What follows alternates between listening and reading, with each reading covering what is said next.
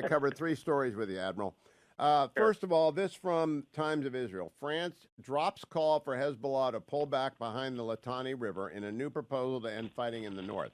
Look, this looks to me like negotiating against ourselves. The UN Security Council resolution said Hezbollah get back behind the Litani, and if they don't, they're in violation. Why is France negotiating against itself? France has a fairly well-documented history, as you know, Hugh, of, shall we say, independent action in the world of diplomacy and international security. Going back to post-World War II, Charles de Gaulle famously pulling out of NATO, then they kind of came back in, but not in the command structure.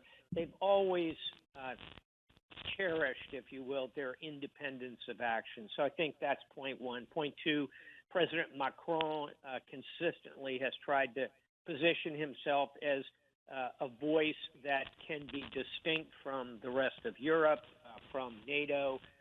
This is an example of him being distinct, frankly, from national security at the United Nations. And I think, finally, France has a history of working not precisely against peacekeeping organizations, but making itself felt outside the boundaries of UN peacekeeping organizations. So it doesn't surprise me. I don't think it's terribly significant.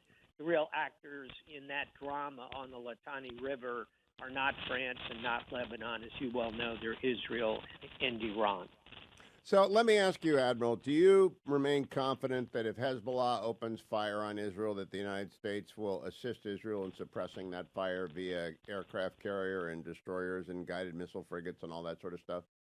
Yes, I do. And my evidence would be in the days after October 7th, we loaded up the Eastern Mediterranean with carrier itself, cruiser, destroyers. We kept them there for weeks and weeks until it became clear that Iran did not want to expand that war using Hezbollah, and I maintain that position today. But I'm confident the United States, if Hezbollah decided to move to a full war footing with 120,000 surface-to-surface missiles, the United States would, in fact, respond. And I want to move to a Wall Street Journal story this morning on former Dutch Admiral, Admiral Rob Bauer. He's retired now from the Dutch fleet. He's just become Secretary General of NATO. He's 61 years old, so I don't know if he ever spoke to you when you were Supreme Allied Commander. That was pretty far up the chain, but do you know the Admiral?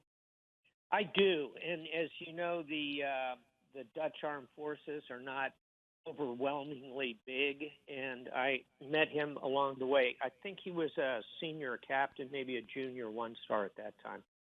Okay, so what do you make of him saying to the NATO countries, we produce 172 different weapons platforms. The United States only does 35. We got to get our act together on that. He's 100% right, and it is the good news about NATO is that it produces a lot of armament, and it does so at a pretty high level. In fact, if you look at the European defense budget collectively, it's the second largest in the world after the United States, collectively. That's the good news.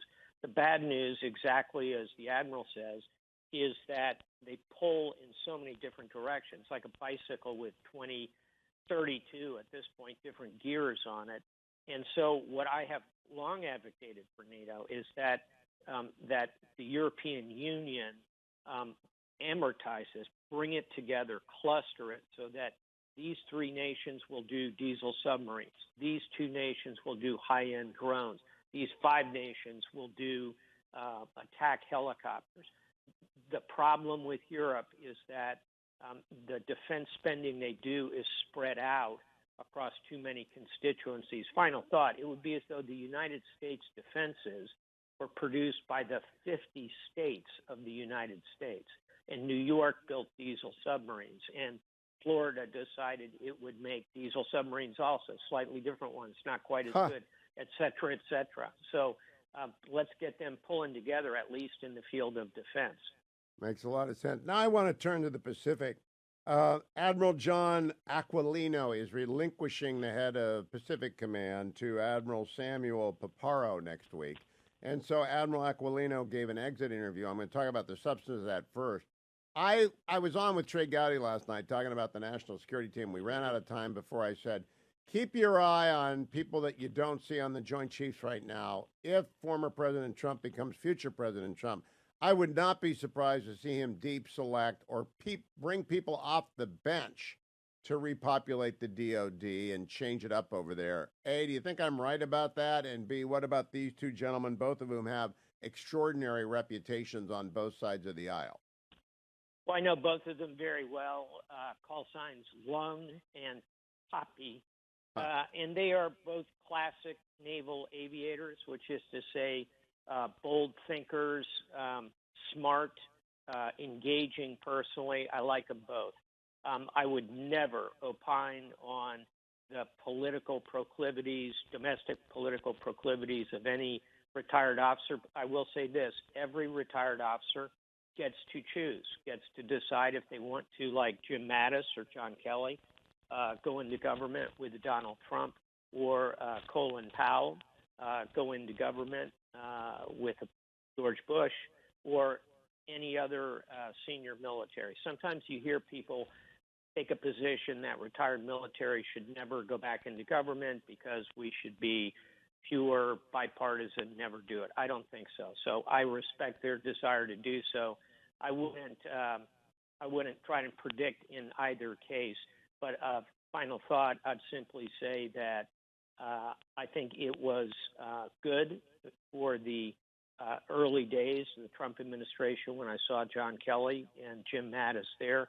And I hope whoever the president is casts a wide eye and looks at all the talent coming out of the military at senior levels. There's quite a bit.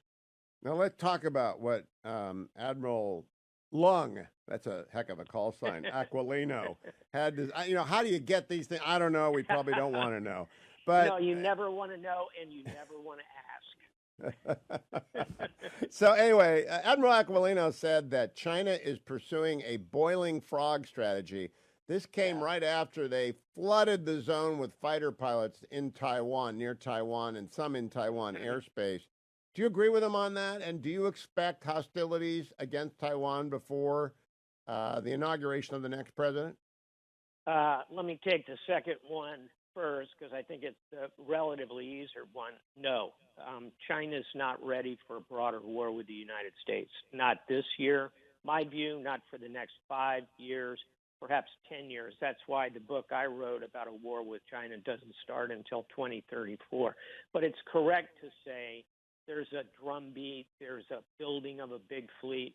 And I think Lung is absolutely right. The boiled frog is not only flooding aircraft into that air defense zone between the island and the mainland, which, by the way, is only 100 miles wide. Right. There's not a lot of space to be playing Goose and Maverick up there. So they're doing it there, but they're also using surface ships all over the South China Sea, in places like the Mischief Reef on the Thomas Shoal. They're going to slowly try and acclimatize, big word there, Cleveland, acclimatize the Taiwanese to more and more Chinese presence, both air and sea, and also, Hugh, in cyber. All of those things are happening. That frog is being boiled. It'll be a Admiral boil. You're in Cleveland, so you can use acclimatize. But if you go down to Pittsburgh, you just get it down to one syllable, please. Now, I want to ask you, we keep one carrier in Japan all the time, and then we've got carriers in San Diego that also go out to the Pacific. Do you think we've got to up our permanently deployed carrier to 2 in the Pacific, given the rise in the threat here? And where would we base it if that were the case? I love that idea, and the place I would look is Singapore. We have wonderful relationships with the Singaporeans. They have the facilities to do that. And look at a map. It moves us tens of thousands of miles forward, and that carrier in Singapore could swing between the Arabian Gulf, the other obvious hotspot, and back into the South China Sea. And it could also work with our allies just south, which would be Australia and New Zealand. I think it would strengthen the tendency of nations like Malaysia and Indonesia to work with us. My recollection is Robert O'Brien, the final national security advisor under Donald Trump, and I think working with the President Trump's final Secretary of the Navy, both explored the idea of an increased naval presence in Singapore. Why not think about a carrier? It makes sense because if I'm not wrong, last question, we got about a minute. I think they have a robust air defense capacity in Singapore, right? They call it sort of a carrier itself with the number of jet fighters they've got. Absolutely correct. And they are like Jim Mattis used to call UAE Little Sparta. The Little Sparta of Asia is Singapore.